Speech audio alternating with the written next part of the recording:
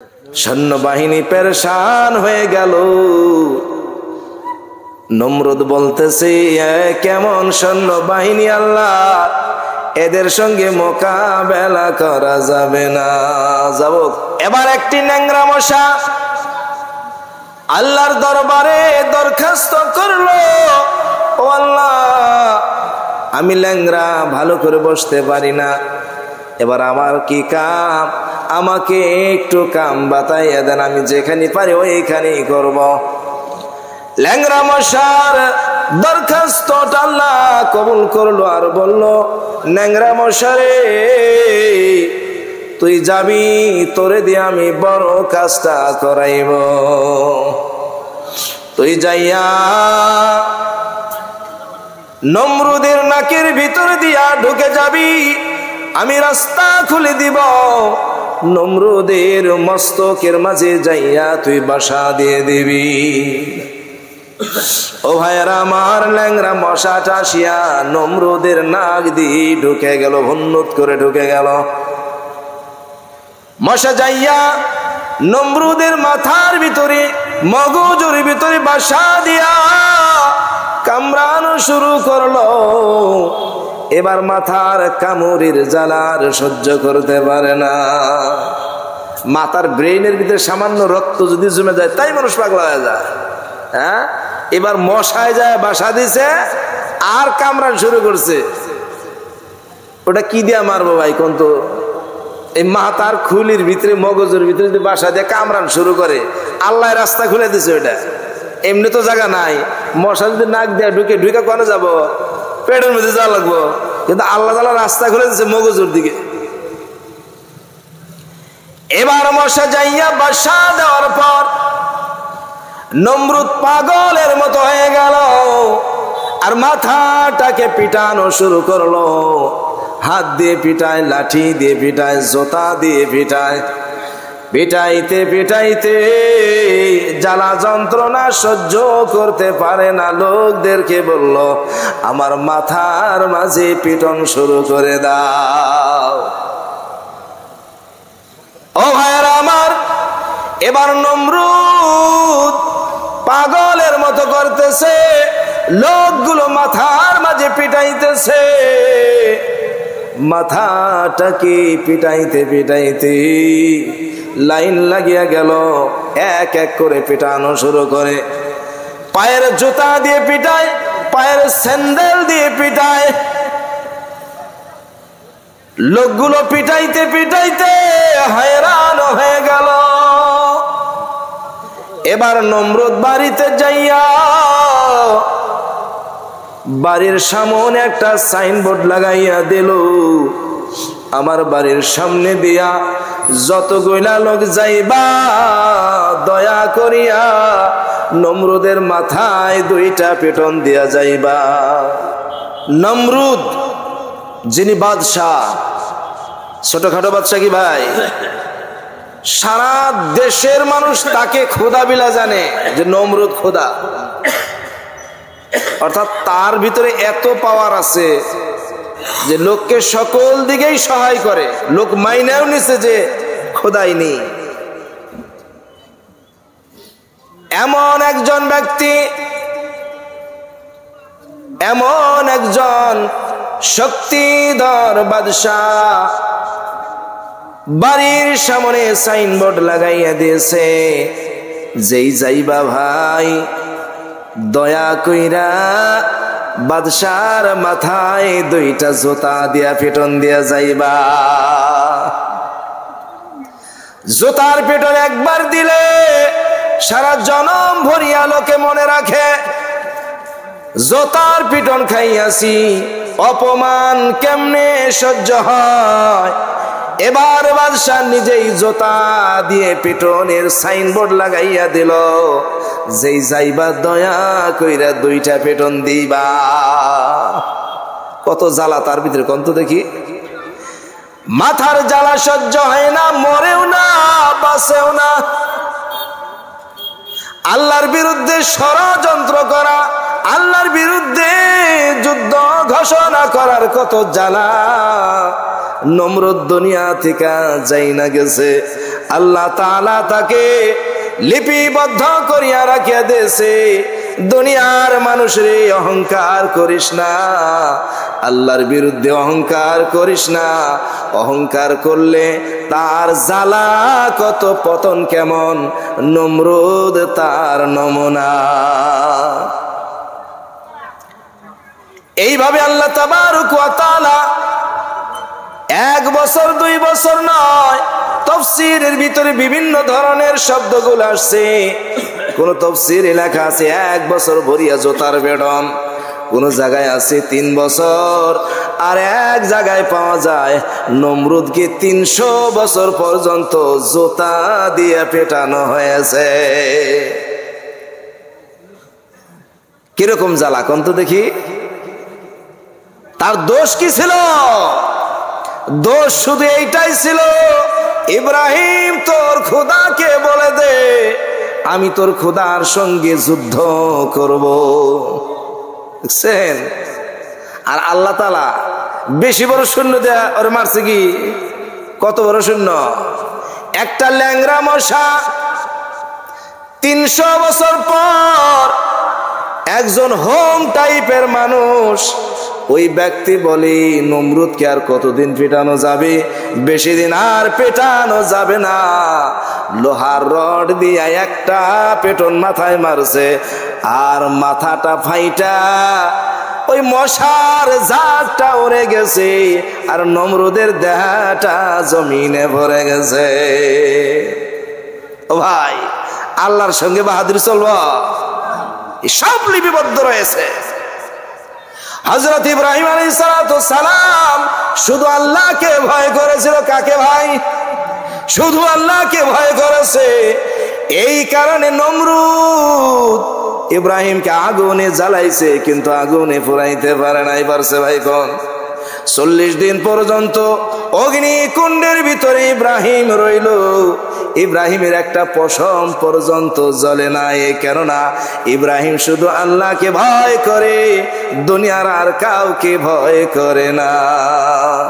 আল্লাহ তাবারক ওয়া তাআলা বলে, ও দুনিয়ার মানুষ রে, যারা নাকি আল্লাহকে ভয় করবে ওই সমস্ত লোকদের জন্য রয়েছে আখিরাতের মাঝে মনোরম সুখের জায়গা, জান্নাতের মাঝে তার ঠিকানা। সুবহানাল্লাহ। তাকে কি দেওয়া হবে, কি পুরস্কার পাবে? আল্লাহ তাবারক ওয়া তাআলা বলে হাদাইকা। হাদিকাতুর বহুবচন হাদাইকা। হাদাইকা মানে হলো বাগিচা সমূহ তাকে দান করা হবে।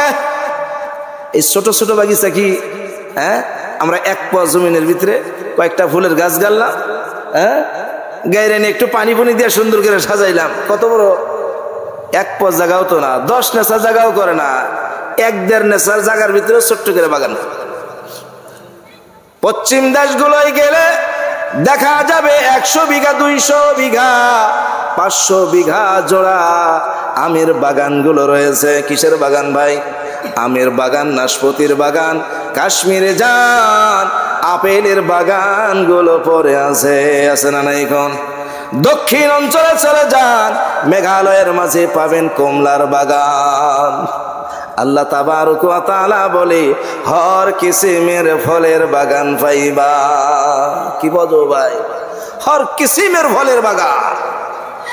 জান্নাতের একটা গাছের ডালের ছায়ার যেটা সীমা হবে, একটা 500 কিলোমিটার বেগে ঘোড়া যদি দৌড়াইয়া যায়, 1 ঘন্টা 500 কিলোমিটার বেগে যায়।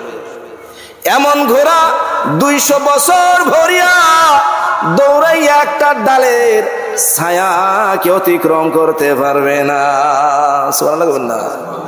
এইরকম এত লম্বা লম্বা গাছের বাগানগুলো পড়ে থাকবে, যার মাঝে ফলই ফল পড়ে থাকবে। সুবহানাল্লাহ। কোনটা খাইবেন? এই দুনিয়ার ফলের মতো দেখা যাবে কমলা ফল, এই দুনিয়ার ফলের মতো দেখা যাবে আঙ্গুর ফল, এই দুনিয়ার ফলের মতো দেখা যাবে আপেলের ফল। ও ভাইয়ারা আমার, সাইজ হবে একটু বড়। আমাদের দেশে পাওয়া যায় একটা আপেলের ওজন হয়তো 200 গ্রাম, কিন্তু ওই জায়গার একটা আপেলের ওজন বহুত ভারী হবে, অর্থাৎ বড় বড় হবে। একটা ফল ধরে নেন ছোট ছোট একটা ঘরের সমান। একটা কমলা ফল এইরকম পাওয়া যাবে, একটা করে কোষ খসাবেন, একটা কোষ খাইলে যেই স্বাদটা পাওয়া যাবে তার দ্বিতীয় কোষ খাইলে অন্য ধরনের স্বাদ পাওয়া যাবে। তৃতীয় কোষটা খাইবেন, এই দুইটার চাইতে বেশি ভালো অন্য আর একটা স্বাদ লাভ করতে পারবে।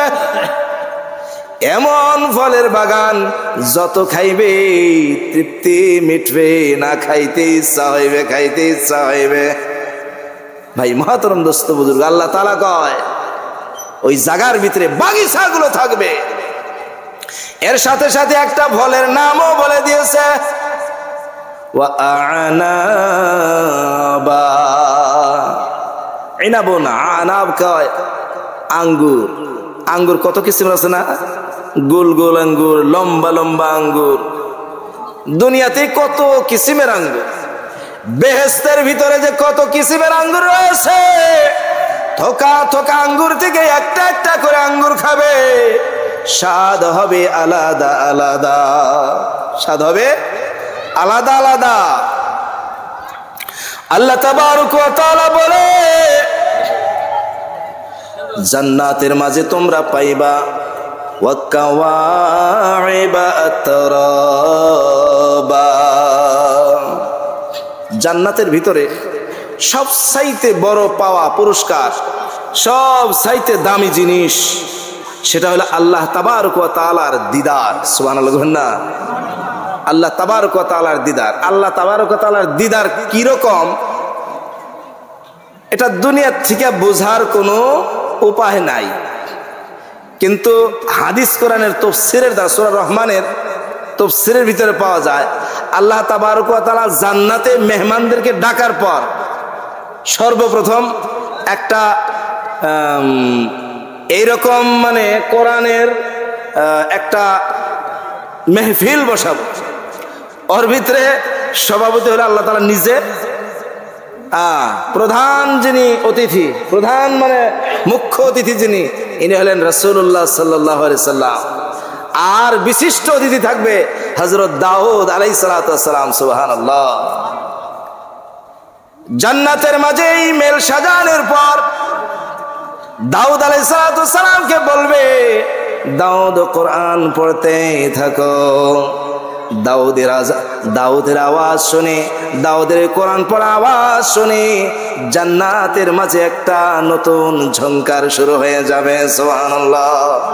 তার আওয়াজ শুনিয়া বেহেশতি লোকগুলো মোহিত হয়ে যাবে। দাউদ আলাইহিস সালামের লেকচার বন্ধ হয়ে যাবে। আল্লাহর রাসূলকে বলবে, তুমি সূরা ইয়াসিন শুরু করে দাও, সূরা ইয়াসিন শুরু করে দাও। আল্লাহ তাবারক ওয়া তাআলার মুখ্য মেহমান রাসূলুল্লাহ সাল্লাল্লাহু আলাইহি ওয়াসাল্লাম সূরা ইয়াসিন শুরু করবে। ইয়াসিন শুনতেই থাকবে, শুনতেই থাকবে। ইয়াসিন খতম হয়ে যাবে। আল্লাহ তাবারক ওয়া তাআলার সভাপতির ভাষণে আর রহমান শুরু করবে। দুনিয়ার আর রহমান কি? আর রহমান আল্লামাল কুরআন খালাকাল ইনসান আল্লামাহুল বায়ান। একটা লম্বা সূরা, কিন্তু আল্লাহ তাবারক ওয়া তাআলা জান্নাতের মাঝে বলবে, আনার রহমান আল্লামাল কুরআন খালাকাল ইনসান আল্লামাহুল বায়ান। অল্প বলবো। আল্লাহ তাবারক ওয়া তাআলার আওয়াজ যখন জান্নাতি লোকগুলো শুনবে, জান্নাতের সকল কিছু ভুলিয়া যাবে। জান্নাতে আছে না কোথায় আছে বুঝতেও পারবে না। আল্লাহ তাবারক ওয়া তাআলার আওয়াজ আর আল্লাহ তাবারক ওয়া তাআলার সূরত দেখিয়া সকল কিছু ভুলিয়া যাবে, জান্নাত ভুলিয়া যাবে, কোনো কিছু তার মনেই থাকবে না কোন জায়গার মাঝে আছে। এইবার হুর পরিগণ আসিয়া আল্লাহ তাবারক ওয়া তাআলার দরবারে দরখাস্ত ডালবে, স্লিপ ডালবে। ও আল্লাহ, আমাদের স্বামীগণকে সারিয়া দাও। সুবহানাল্লাহ লাগবেন না? কথাগুলো বুঝলেন কি? আমাদের স্বামীগুলোকে ছেড়ে দাও। এবার আল্লাহ তাবারক ওয়া তাআলা সূরা খতম করিয়া বলবে তোমাদের আপন আপন জায়গায় চলে যাও। সুবহানাল্লাহ। আল্লাহ তাবারক ওয়া তাআলা বলে তাদের জন্য কেমন আওরত গুলো থাকবে, কেমন রমণী গুলো থাকবে, শুধু এইটুকু বলছেন ওয়া কাওয়াইবা আতরাবা। দুনিয়াতে যদি একটা মেয়ে মানুষ কেউ দেখে, হ্যাঁ, দেখলেই লাগে যেন ওর আর দুনিয়ার আর কিচ্ছু লাগে না, এ পাইলে সব ভেজাল শেষ। এরকম হয় না? ভাত খাওয়া বন্ধ করে দেয়, বাপ মায়ের কথা শোনা বন্ধ করে দেয়। কথাখানি সুন্দরী ভাই কোন তো, হ্যাঁ, কিরকম সুন্দর। হযরত ইউসুফ আলাইহিস সালামকে দেখে মিশরের ওই মেয়েগুলা লেবু কাটতে যা হাত কাটছে, হাত কেটে যে রক্ত পড়তেছে, বুঝতেইছে না যে তাদের হাত কেটে রক্ত পড়তেছে। ইউসুফ আলাইহিস সালামের রূপ দেখে তারা কি হয়েছে? মুগ্ধ হয়েছে। তাফসীরের ভিতরে পাওয়া যায় যে ওই টাইমে যদি ওই মেয়েগুলো যদি গলাও কেটে দিত, তারা দিশা ভিতরে গলা কেটে দিচ্ছে। কথাগুলো খেয়াল করছেন? এরকম দুনিয়ার ভিতরে নারীও আছে, রূপবতী নারী আছে, যাকে দেখলে দুনিয়ার সবকিছু বলে যায়, খানা পিনা বন্ধ করে দেয়। আর যদি তাকে পাইবার যায় না পায়, ফাঁসি নিয়ে বিষ খাইয়া দুনিয়া থেকে বিদায় নিয়ে চলে যায়। যায় না? না? এখন আল্লাহ তাবারক ওয়া তাআলা বলে এমন রমণী দেওয়া হবে, এমন সুন্দরী দেওয়া হবে, তারা তোমাদেরকে ঝাঁক মারিয়া দেখবে আর তোমাদেরকে এমন ইশারায় ডাকবে, একবার দেখলে পাগল হইয়া যাইবা। সুবহানাল্লাহ। জান্নাতের ভিতরে ঢোকার সময় যেই হুরটা তোমাকে ইস্তেকবাল করবে, একবার দেখবা, ছায়া দেখতেই থাকবা, 70 বছর চলে যাবে, তোমার এই ধারণাটাও থাকবে না আমি জান্নাতে ঢোকার জন্য আসছি না কোথায় আসছি। 70 বছর। আর একজন হুর আসিয়া বলবে আমি কি আপনাকে স্বাগতম জানানোর জন্য আসি নাই নাকি? তার দিকে চাইয়া দেখার পর আরো 70 বছর চলে যাবে। বোঝা যায় জান্নাতের মাঝে যত গইলা নিয়ামত আছে, আল্লাহ তাআলার দিদারের পরে আর চাইতে বড় নিয়ামত মনে হয় আর কিছু নাই। ঠিক কিনা কন? আল্লাহ তাআলা বলে ওই সমস্ত লোকদের জন্য রয়েছে যিনি নাকি আল্লাহ তাআলাকে ভয় করে। যিনি আল্লাহকে ভয় করে না, নমরুদের মতো, ফিরাউনের মতো অহংকার গৌরবে তাকাব্বুরির সাথে দুনিয়ার মাঝে দর্প ভরে চলে, ওই সমস্ত লোকদের জন্য জান্নাত তো দূরের কথা, জাহান্নামের অতল সাগরে যাইতে হবে। ঠিক কিনা কন? আর আমরা এই দুনিয়ার সাধারণ একটা বিল্ডিং পায়া, সাধারণ একটু সম্পত্তি পায়া মনে হয় যে আমার চাইতে আর বড় কে আছে।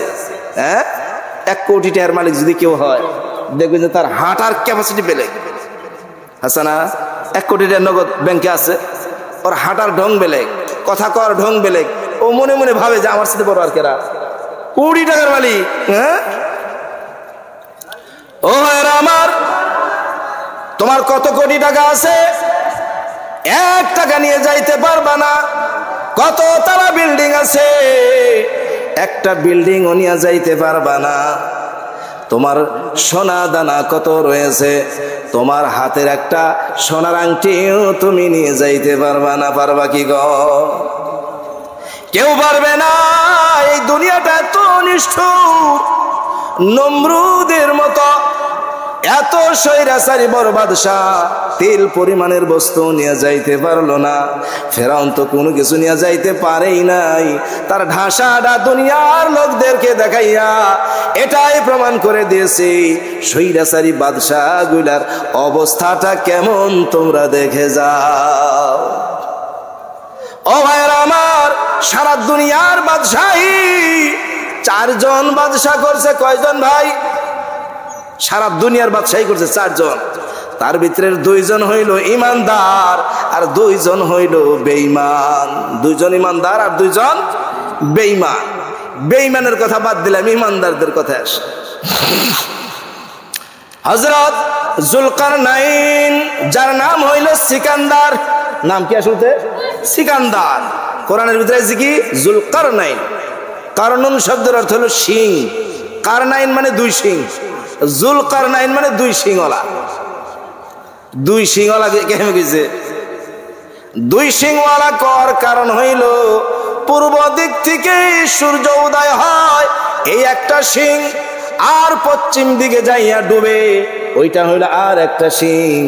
যেই জায়গার থেকে সূর্য উদয় হয় সেই জায়গারও তিনি বাদশাহ, যেই জায়গায় ডুবে সেই জায়গারও তিনি বাদশাহ। সুবহানাল্লাহ। তার মানে সারা দুনিয়ার তিনি বাদশাহ।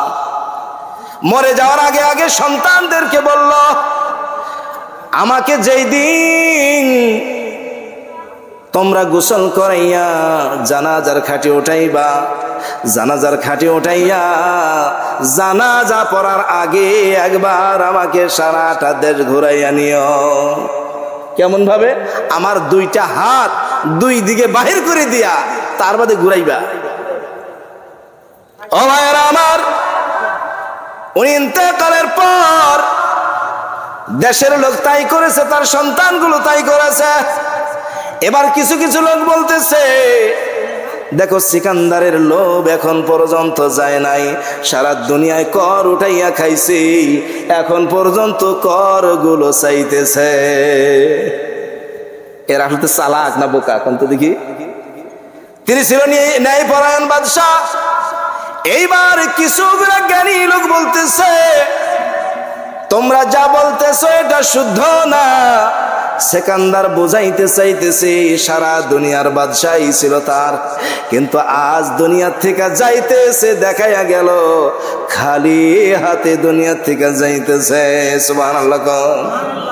তাই না? আসলে তো খালি হাত, কোনো কিছু তার নাই, কোন সম্পত্তিও তার সাথে যাবে না, সোনা দানাও তার সাথে যাবে না, 100 বিঘা জমির মালিক তাও তার সাথে যাবে না, শুধু যাবে খালি হাতে। একটা ভালো কাপড় পর্যন্ত নিয়ে যাইতে দিবে না। মার্কিন একটা কাপড়, সুইতার কাপড়, মার লাগানো কাপড়, তাও বেশি ভালো না, কোনো মতে তোমাকে ঢাইকা দুনিয়ার থেকে বিদায়। ও ভাইরা আমার, সুলাইমান আলাইহিস সালাতু ওয়াস সালাম সারা দুনিয়ার বাদশা ছিল। সিকান্দার তো সারা দুনিয়ার বাদশা ছিল। ইনার পাওয়ার আর সুলাইমানের পাওয়ারের মধ্যে পার্থক্যটা বুঝে। ইনি ছিল সব মানুষের বাদশা, সব দেশের মানুষে তার মানত, কিন্তু হিংস্র জানোয়ারগুলো তো তার মানত না। হ্যাঁ, গাছপালা পরিন্দা চরিন্দা যারা আছে তারা তো মানত না। কিন্তু সুলাইমান আলাইহিস সালাতু ওয়াস সালামের বাদশাহী শুধু মানুষের উপর নয়, জিন্নাতের উপরে ছিল। শুধু জিন্নাতের উপরে নয়, দুনিয়ার যত মাখলুকাত রয়েছে সমস্ত মাখলুকাতের উপরে ছিল। পিঁপড়ায় তার কথা শুনতো, গাছের পাখি তার কথা শুনতো, জঙ্গলের হিংস্র জানোয়ার গুলো তার কথা শুনতো, হাওয়া বাতাস তার কথা শুনতো, আগুন পানিও তার কথা শুনতো। সুবহানাল্লাহ।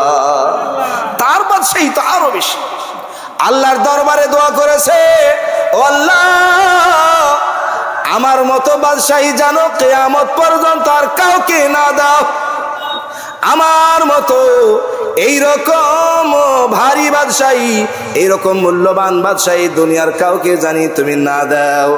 সুলাইমানের পরে আজ পর্যন্ত কোন ব্যক্তিকে অত ভারী বাদশাহী দান করা হয় নাই, এখন পর্যন্ত হয় নাই, কিয়ামত পর্যন্ত হবে না। তার কারণ ছিল আল্লাহ তাবারক ওয়া তাআলা একটা ঘোষণা, আল্লাহ তাবারক ওয়া তাআলা ঘোষণা করে দিয়েছে, সুলাইমানকে ঘোষণা করছে যে তোমার দোয়া আমি কবুল করলাম, তোমার পরে এত ভারী বাদশাহী কাউকে দেওয়া হবে না।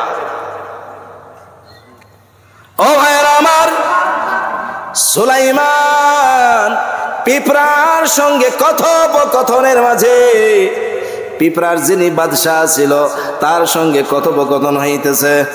কি কথোপকথন? সুলাইমানের লস্কর আসতেছে, সুলাইমানের লস্কর, লস্কর বুঝেন তো, সৈন্যবাহিনী আসতেছে। এইবার ওই পিঁপড়ার রাজা তিনি বলতেছে, এই আমার পিঁপড়া প্রজা, তাড়াতাড়ি তোমরা গাতার ভিতরে পলায়া যাও, সুলাইমান আসতেছে, না যাই না তোমাদের উপরে পাড়া লাইগা যাইবার বারে তোমরা মইরা যাইবা। কার সাথে কথা এটা? পিঁপড়ার সাথে। ও ভাইরা আমার, বাতাসে কথাটা বলে দিল, পিঁপড়া এই কথা কয়। সুলাইমান আসিয়া পিঁপড়াকে বলল, তুমি আমার উপরে দোষারোপ করতেছ। পিঁপড়ায় কয়, না যাব না, আপনাকে আমি দোষারোপ করি নাই, আমার প্রজাগণকে আমি রক্ষণাবেক্ষণ করি। সুবহানাল্লাহ। আমার প্রজাগণকে বলে দিলাম সুলাইমানের লস্কর আসবে, ঘোড়া নিয়ে আসবে, হাতি নিয়ে আসবে, তারা যেই জায়গার মাঝে পাড়া দিবে অজানিতে আমার এই প্রজা পিঁপড়াগণ মরে যাবে। এই কারণে আমি বললাম, ও সুলাইমান, তোমার ওই লস্করের পাড়া যেন আমার প্রজার উপরে না পড়ে, এই কারণে বললাম তাড়াতাড়ি গাতায় লুকাইয়া যাও। সুলাইমান আলাইহিস সালাম দেখলো এটা তো কম বড় বুদ্ধিমান নয়, আমি তো এইরকম খবর কোনদিন রাখি নাই, ঠিক না? এত খবর তো আমি রাখি নাই, সাধারণ একটা পিঁপড়ার সামনে আমি হাইরা গেলাম। ও ভাই, কেমন সে ছিল! আর তিনি বলতেছেন একবার সুবহানাল্লাহর দাম সুলাইমান আলাইহিস সালামের বাদশাহীর চাইতেও বেশি দাম। সুবহানাল্লাহ। ওনার বাদশাহী কি ছোটখাটো? একটু হিসাব করেন বাদশাহীটা কিরকম তার, আর ওই বাদশাহীর চাইতে একবার সুবহানাল্লাহর দাম বেশি। কারণ একবার সুবহানাল্লাহ জান্নাতের ভিতরে একটা ফলদার গাছের চারা লাইগা যাবে, ওই ফলের গাছে যতগুলা ফল ধরবে বেহেশতি লোকগুলা খাইবে, জনম জনম ভর খাইবে, আবাদান আবাদান জিন্দেগি খাইবে, কোনদিন তা ফোরাবে না, কোনদিন ফোরাবে না। এটা কার জন্য ভাই পুরস্কার? যারা মুত্তাকিন, পরহেজগার, যারা নাকি আল্লাহকে ভয় করে। যিনি আল্লাহকে ভয় করে না, 2 টাকার বিনিময়ে ঈমান কি বিক্রি দেয় না? নাই। কোন আল্লাহকে ভয় করো তো দূরের কথা, লোভের বশবর্তী হইয়া 2 টাকার বিনিময়ে ঈমান বিক্রি, সত্য না নাই?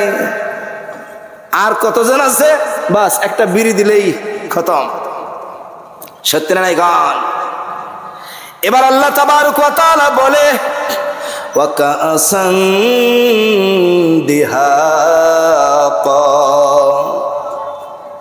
বেহেশতের ভিতরে এই গ্লাস ভইরা ভইরা রাখা শরবত থাকবে। গ্লাসের ভিতরে কি থাকবো? শরবত থাকবো, আর লাইন বাই লাইন শরবতগুলো থাকবে। ওই শরবতের পেয়ালাগুলো নিয়ে গেলমানগুলো ঘুরবে। গেলমান বুঝেন তো? গোলামের বহু বচন গেলমান। জান্নাতের ভিতরে গোলাম থাকবো, আসলে তো গোলাম না, তারা হলো ছোট ছোট বালক, দেখতে দেখা যাবে মতির মতো। কিসের মতো ভাই? মতির মতো। মতিগুলো উজ্জ্বল, ওর ভিতর থেকে প্রহর বাহির হয়। সুবহানাল্লাহ। তারা চতুর্দিকে গ্লাসগুলো নিয়ে ঘুরবে আর বলবি শরবতটা পান করে নাও, শরবতটা পান করে নাও। একবার শরবত পান করলে যদি দুনিয়াতে যদি একবার শরবত খায়, আর যদি তার যদি কিয়ামত পর্যন্ত হায়াত দেওয়া হয়, জীবনে পানির পিপাসা লাগবে না। এই কেমন শরবত! এই থামসামের বোতল যদি বিরাট গরমের ভিতরে খাওয়া হয়, সামান্য একটু খাইলে এই আধা ঘন্টা 1.5 ঘন্টা মানে একটুই থাকে, গরমটা কম থাকে, পিয়াসাটা লাগে না। এই দিল্লির মতো জায়গায় আগস্ট মাসে যদি মানে যায় কেউ, তাহলে দেখা যায় যে কিরকম গরম, কিরকম গরম। এরকম শরবতের পেয়ালা একবার খাইলে জনম ভর আর পিপাসা লাগবে না। কেমন শরবতের পেয়ালা গিলা! আল্লাহ তাবারক ওয়া তাআলা বলে, পেয়ালা ভর্তি, গ্লাস ভর্তি শরবত গুলো সাজানো থাকবে। তোমাদের চতুর্দিকে গেলমান গুলো ঘুরবে আর খাইবা, তোমাদের কোনোদিন পিপাসা লাগবে না। লা ইয়াসমাউনা ফিহা লাগওয়া ওয়ালা কিযাবা, জান্নাতের মাঝে লোকগুলো বসবে গোলাকার, লোকগুলো বসবে গোলাকার, কেউ কারো পিছনে থাকবে না, গোলাকার বসবে, একজনের সামনে আর একজন থাকবে, কেউ কারো পিছনে থাকবে না। কথাগুলো বলবে সত্য সত্য বলবে, কখনো মিথ্যা বলবে না। এই জায়গার মাঝে যদি তিনজন একসাথে হয় তাইলে ভাই কত রং বেরঙ্গের গীবত চর্চা শুরু হয়ে যায়, ঠিক কিনা কোন? দুইজন যদি একখানে হয়ে যায় তবু গীবত চর্চা শুরু হয়ে যায়। একলা তো থাকতেই পারে না, বাড়িতে বসেই থাকতে পারে না। একটু যদি আমার ভাইয়ের যায় গীবতটা যদি না গায় তাহলে কি আর ভালো ঠেকে নাকি? সাগরের ভিতরে যদি বসে কিরকম কথা চলে ভাই, এত গন্ডগোল হইতেছে কিসের আমি বুঝতেছি না, চতুর্দিকে গন্ডগোল, আমার ভালো লাগতেছে না।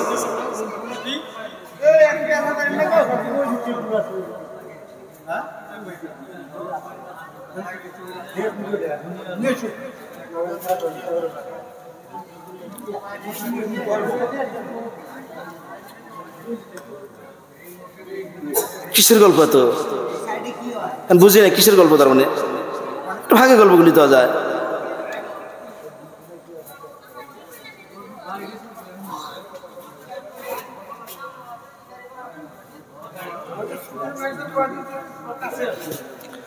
কথাবার্তা গুলো একটু যদি আড়ালে যদি কওয়া যেত খুব ভালো হইতো, মানে একটু ডিস্টার্ব হয়। এর সামনে বহুতগুলো মানুষ আছে, তারা কথাগুলো যদি ডাবল শুনে তাইলে বড় অসুবিধা। ও ভাইয়েরা আমার, আল্লাহ তাবারক ওয়া তাআলা বলেন জান্নাতের মাঝে লোকগুলো গোলাকার আকৃতিতে বসবে। এখন বলু যে গোলাকার আকৃতিতে বসবো, তাহলে জান্নাতি মানুষগুলো বসবে, তাহলে একজনের জান্নাত কি একটা শুনছি, তাহলে তো বহুত মানুষ একসাথে না ভাই। জান্নাতের ভিতরে বাজার বসবে, সুবহানাল্লাহ কোন? এই দুনিয়ার ভিতরে ছোট ছোট বাজার আছে না নাই? ছোট ছোট বাজার আছে না? বাজার আছে। জান্নাতের ভিতরে বাজার থাকবে, দোকান দিবে ফেরেশতারা। দোকান কেরা দিব? নতুন নতুন কথাগুলো শোনা যায়, ফেরেশতারা দোকান দিবে। দোকান কিসের? ওটা তো একটা কথা না। দোকান কিসের? দোকান থাকবে যারা নাকি জান্নাতের রমণী, জান্নাতের হুর গুলো। আর এই দুনিয়া থেকে যিনি মেয়ে মানুষ একটা বেহেশতে গেছে, কারো না কারো রমণী হয়েছে, তার অলংকার এইগুলো বেচা কিনে হবে। ফেরেশতাগণ অলংকারের দোকান দেবে, শাড়ির দোকান দেবে, যতগুলো মেয়েদের ড্রেস পাতি লাগে তার দোকান তারা দিয়ে দেবে, অন্য কিছুর না। দোকানে আসবে, চতুর্দিক থেকে আসবে। এখন বুঝি এত বড় বড় জান্নাত, এত দূর দূর থাকবো, এই বাজারে এত ভট করে আসবার পারবো? জান্নাতের বাহন বাতাস, সুবহানাল্লাহ। জান্নাতের বাহন কি? বাতাস। তুমি যেই সময় চাইবা, এই জায়গার থেকে আমেরিকা কত দূর, এর চাইতে যদি লাখ গুণ বেশি দূর হয়, এক সেকেন্ডও তোমার যাইতে লাগবে না। তাইলে বাজার আসতে সময় লাগবে। এই বাজারে আসার পর দেখতে পারবে জান্নাতি ফেরেশতাগণ দোকান দিয়ে বসছে, অলংকারাদের দোকান। তোমার কোনটা পছন্দ হয় নিয়ে যাও, টাকা দিতে লাগবে না। কি দেওয়া লাগবে না? কোনো বিনিময় নাই। যেটা তোমার পছন্দ হয় নিয়ে যাও। ওই বাজারের ভিতরে একজন আর একজনের খবর নিতে গিয়া বসবে, রাউন্ড করে বসবে, গল্প শুরু হবে। আমাদের দেশে যেই রকম সাগরে গল্প হয়, গীবত না গাইলে আর ভালো লাগে না, রাজনৈতিক লিডার করে কথা না কইলে ভালো লাগে না, ঠিক কিনা কন?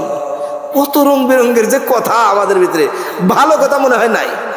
আল্লাহ তাআলা বলে কোন ধরনের লঘু কথা হবে না, কোন ধরনের খারাপ কথা হবে না, কোন ধরনের গীবত চর্চা হবে না, কোন ধরনের মিথ্যা কথাও হবে না। তারা রসের গল্পগুলা করবে, সচ্চা সচ্চা গল্প করবে। সুবহানাল্লাহ। কত আরামের জায়গা কোন তো দেখি। এই সুখের জায়গা আমরা মনে মনে হচ্ছে হাই রে দূর, বেশি দূর না ভাই, নিঃশ্বাস ফিরে যাওয়ার পরে। মুত্তাকিন যারা, তাদের বেহেশতে পৌঁছতে বেশি সময় লাগবে না, অল্প সময়ের ভিতরে বেহেশতে তারা প্রবেশ করবে। কবরটা কেমন তাদের জন্য? এই দুনিয়ার থেকে চলে যাওয়ার পর, এই দুনিয়া থেকে চলে যাওয়ার পর কবরের মাঝে যখন যাবে, কবরটা তার জন্য একটা রাত্রির সমতুল্য। একটা রাত, বুঝেন তো, একটা রাত। আর রাত্রে কেমন রাত, মানে কিরকম রাত্রের সমতুল্য? নতুন বিয়ে করে আইনা যদি নতুন দুলহনি নিয়ে যদি, মানে দুলহন নিয়ে যদি একটা রাত থাকে, তার সাথে গল্প করতে করতে রাত ফুরে যায় না? ফুরে যায়। আর মনে হচ্ছে এই রাত্রে আর একটু বড় হইতো, কত ভালো হতো, রাতটা পোয়া গেল। কবরের ভিতরে এইরকম থাকবে। একটা ফজিলতের মাঝে পাওয়া যায়, যারা নাকি এই দুনিয়ার ভিতরে আল্লাহ তাবারক ওয়া তাআলাকে 100 ভাগের 100 ভাগই ভয় করে, কবরে যাওয়ার সঙ্গে সঙ্গে মুনকির নকিরের ওই প্রশ্ন উত্তর দেওয়ার পরে পরেই জান্নাতি হুর একটা কবরের মাঝে আসবে। জান্নাতি হুর একটা, আল্লাহ তাআলার কুদরতে কবরের ভিতরে ঢুকবো। কিছু নিয়ে আসবে না, একটা মতির মালা নিয়ে আসবে। কি নিয়ে আসবো ভাই? একটা মতির মালা নিয়ে আসবে। ওই মতির মালাটা ওই জান্নাতি কবরবাসীর গলায় যখন পরাইয়া দেওয়ার জন্য আসবে, ওই ব্যক্তিটা নেবে না, আর তাদের সঙ্গে একটা সিনা ঝাপটা শুরু হয়ে যাবে। আর ওই মালাটা সিরিয়া ওই দানাগুলো কবরের মাঝে পড়ে যাবে। সুবহানাল্লাহ। দানাগুলো দুইজন মিলিয়া খুঁটিতে থাকবে। এমন সময় কিয়ামতের সিংহা বাজিয়া উঠবে। সুবহানাল্লাহ। কতটুকু সময় ভাই কোন? কিয়ামতের সিংহা বাজিয়া ওঠার পর কিয়ামত হইতে বেশি দেরি লাগবে না। কিয়ামত হইতে বেশি দেরি লাগবে না। কবর থেকে যখন উঠবে, হিসাবের ময়দানে চলে যাবে, তাদেরকে জায়গা দেওয়া হবে আরশের ছায়ার নিচে। সুবহানাল্লাহ। কোন? জান্নাতি লোকগুলো আরশের ছায়ার নিচে বসিয়া সকল লোকদেরকে দেখবে। 50,000 বছরের ওই সময়টুকু একটা বেলার মতো লাগবে। কতখানি টাইম? একটা বেলার মতো লাগবে। ও ভাইরা আমার, আল্লাহ তাআলা বলবে, বিনা হিসাবে তোমাদেরকে সাইরা দিলাম, তোমরা জান্নাতের মাঝে চলে যাও। সুবহানাল্লাহ। কত সময় ভাই, কত সময়? জান্নাত বেশি দূর নয়। যদি আল্লাহ তাআলাকে ভয় করে, জান্নাত বেশি দূর না। শুধু তার জন্যই যিনি আল্লাহকে ভয় করে, শর্ত একটাই, আল্লাহকে ভয় করা লাগবে। ও ভাইরা আমার, আল্লাহ তাবারক ওয়া তাআলা বলে, জাযাআম মির রাব্বিকা আতাআন হিসাবা। এই পুরস্কারটা হলো তোমাদের প্রভুর তরফ থেকে হিসাব নিকাশ করে একটা বহুত বড় নিয়ামত তোমার উপরে দেওয়া হইল। আল্লাহ তাআলার তরফ থেকে ভয় করনেওয়ালা লোকদেরকে আল্লাহ তাআলা দিয়েছে এত ভারী নিয়ামত, মনে হয় আর কোনো কিছু নাই। কি থাকতে পারে আর চাইতে বড় নিয়ামত? আল্লাহ তাবারক ওয়া তাআলা বলে, রব্বিস সামাওয়াতি ওয়াল আরদি ওয়া মা বাইনাহুমার রহমানি লা ইয়ামলিকুনা মিনহু খিতাবা। এবার আসুন, যারা আল্লাহরে ভয় করে না, তাদের বিষয় সম্পর্কে একটা ইঙ্গিত। ও ভাইরা আমার, এই রবজন কেমন, এই প্রভুজন কেমন? পিতামাতায় 2টা সন্তান পালে, পালে না নাই কোন? আজকের জামানায় 2টা সন্তান, তাই বেশি। 2টা সন্তান পালে, কি দিয়া লালন পালন করে কোন? সারাদিন কামলা দেয়, সারাদিন অফিস আদালতের মাঝেই থাকে, প্রত্যেকটা দিন ডিউটি কইরা একজনের হাজিরা হইল 500, আর একজনের হাজিরা হইল 1000, আর একজনের হাজিরা হইল 2000, কারোবার হাজিরা হইল 3000। আর ভাগ্যক্রমে যদি বড় চাকরি মিলা গেছে একদিনের হাজিরা হইল 20,000। ঠিক কিনা কন? একদিন হাজিরা কত? 20,000। 20,000 টাকা দিয়া জনম বইরা 2টা সন্তান লালন পালন করেছে। কয়টা সন্তান? 2টা সন্তান লালন পালন করছে। তাও কি দিয়া? টাকা কয়টা পাইছে? বাজারে যাইয়া দেখি এত সুন্দর সুন্দর কমলা, দাম কত ভাই? 100 টাকা কিলো। এত ঢক ঢক আপেল গুলো দেখা যায় কয় টাকা কিলো? বললো 200 টাকা কিলো। 20,000 টাকা তার দিন হাজিরা। বেশি টাইম লাগবে দিতে? পুটটুত করে দিচ্ছে। জিজ্ঞাসা করা হইল তোমার মাসে কত টাকা খরচা যায়? খানা পিনার বাবদে বেশি না, 60 থেকে 70,000 টাকা যায়। না এরকম পরিয়াল? হ্যাঁ, আমরা মনে মনে হইতেছে একদম বহুতবান হইল না। এক মাসের খরচা কতজনের 2 লাখ 3 লাখ টাকা করে বিশেষ হয়। আবার কতজনের 1 হাজের খরচা 50,000 টাকা। 1 হাজ খাবো, 1 লাখ খাবো, 50,000 নাই দুনিয়ায়? একবার চিন্তা করেন তো, ওই আপেলটা কি তোমার বাপে বানায় দিছে নাকি? কমলার কোষটা খাইলার বললা হাই রে মিঠার মিঠা, 500 টাকা কিলো কিনে নিয়ে আসলাম। নাইনিতালের কমলা খাইতে ইচ্ছা হয়, একটা কোষ কি তোমার বাপের ফ্যাক্টরিতে বানাইছাও নাকি? ঠিক কিনা?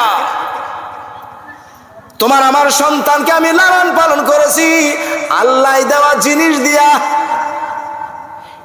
একটা ধানের খোসা পর্যন্ত বানাইয়া দেখি নাই। ডেইলি করে 1 পোয়া চাউলের ভাত খাই।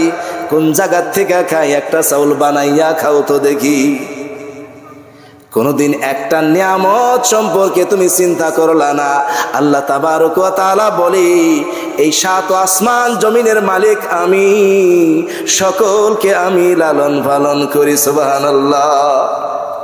সুলাইমান আলাইহিস সালাতু ওয়াস সালাম 6 মাস বরিয়া খানা বানাইয়া সারা দুনিয়ার সবগুলোকে দাওয়াত দিয়া 6 মাস বইরা খানা বানাই আল্লাহর দরবারে বলল, আল্লাহ গো কোন জায়গা থেকে খানা দেওয়া শুরু করব আপনি একটু কয়া দেন। ও মনে মনে ভাবছে যে 6 মাস ধরে খানা বানাইছি, সারা দুনিয়ার সব মানে খানা হয়ে গেছে।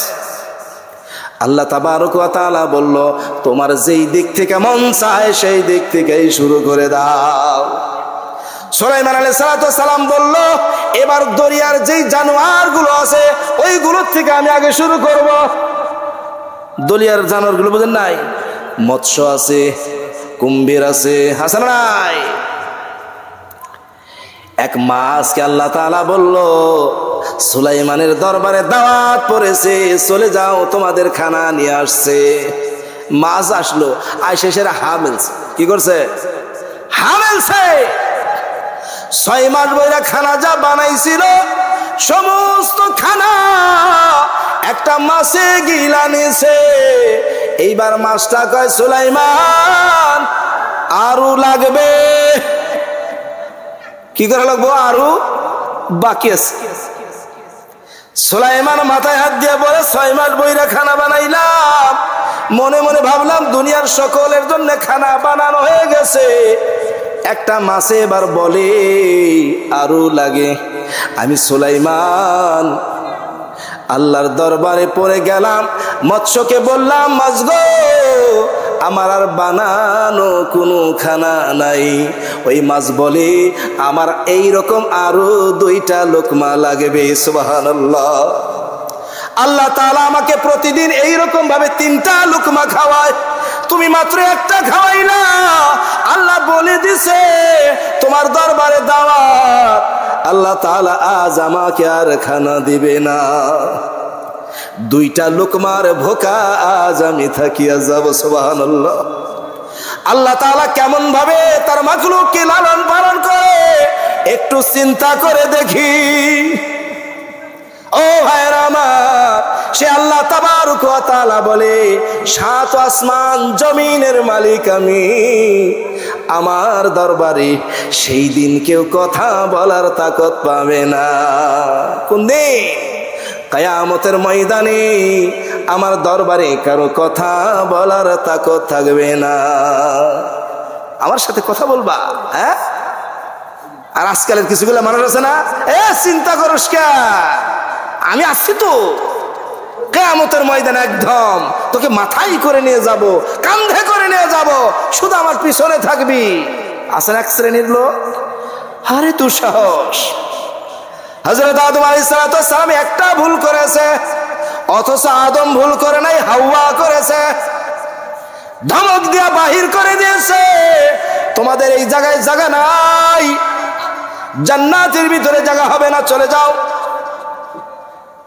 আদম আলাইহিস সালাম কিয়ামতের ময়দানে সমস্ত লোকদেরকে বলবে, আমার কোনো কথা বলার ক্ষমতা নাই, যদি আল্লাহ আর একটা ধমক দিয়া দেয়, আমার সেই ধমকের কথা মনে আছে।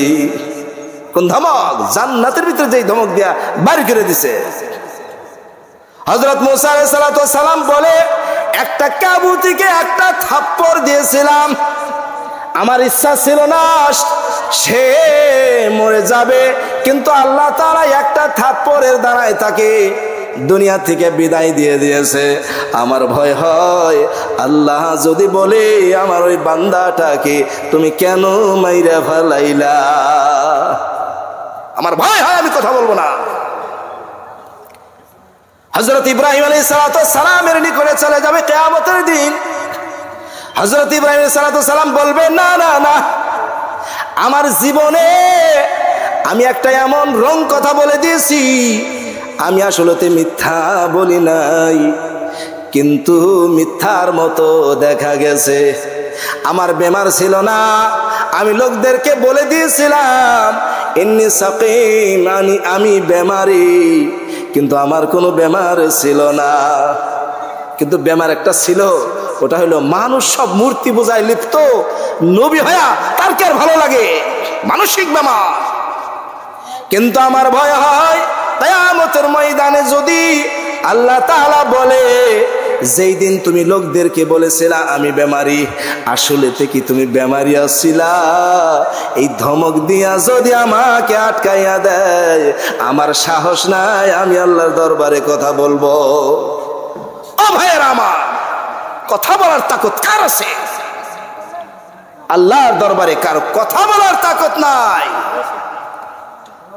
ও ভাইয়েরা আমার, এমন একটা বিভীষিকাময় জায়গার মাঝে পরিত্রাণ তো সেই পাবে যিনি আল্লাহ তাবারক ওয়া তাআলাকে ভয় করে। সুবহানাল্লাহ। যেটা আল্লাহকে ভয় করে তার কোনো চিন্তা নাই, আরশের ছায়ায় বসে থাকবি আর কিয়ামতের মঞ্জর দেখবি, এক বেলার ভিতরে হিসাব শেষ হয়ে যাবে। আল্লাহ তাবারক ওয়া তাআলা বলবে, যাও জান্নাতের মাঝে চলে যাও, তোমাদের কোনো হিসাব নাই।